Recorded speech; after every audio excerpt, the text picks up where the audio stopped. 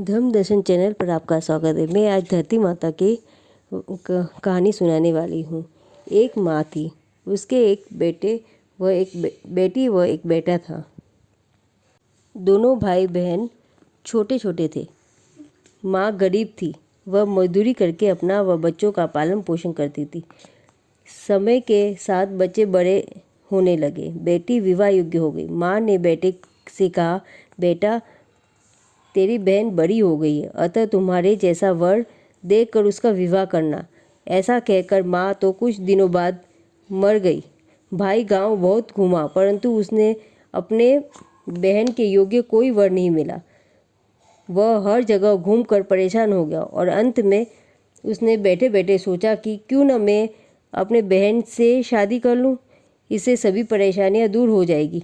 ऐसा सोचकर वह विवाह करने हेतु बाजार से चूड़ी व अन्य सामान खरीद कर ले आया। यह देखकर बहन ने पूछा, भैया ये सब सामान क्यों लेकर आए हो?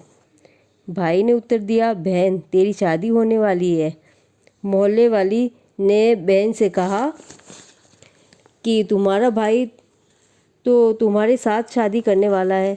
यह सुन बहन ने भाई से पूछा, भैया अपने घर कोई मेहमान तो आए नहीं है, तो फिर मेरी शादी आप किसके साथ करा रहे हो? भाई ने इस बात का कोई भी प्रति उत्तर नहीं दिया। बहन यह देखकर भाई के मन में की बात समझ गई। उसने एक लोटा लिया, चुनरी ली और चप्पल पहनकर जंगल की ओर रवाना हो गई। रास्ते में मिले गायों ने ग्वालों से पूछा कि बहन तुम जंगल कहाँ क्यों जा रही हो?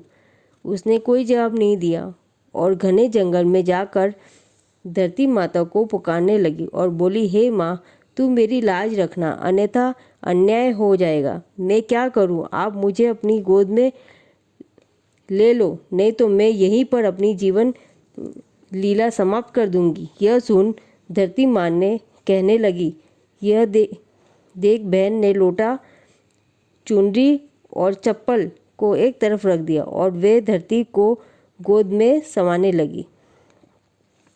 इतने में उसका भाई दौड़ता दौड़ता हुआ जंगल में आया और वहाँ खड़े ग्वालों से पूछा कि मेरी बहन को देखा है क्या? वो किस तरफ गई है? ग्वालों ने कहा, तुम्हारी बहन उस तरफ गई है।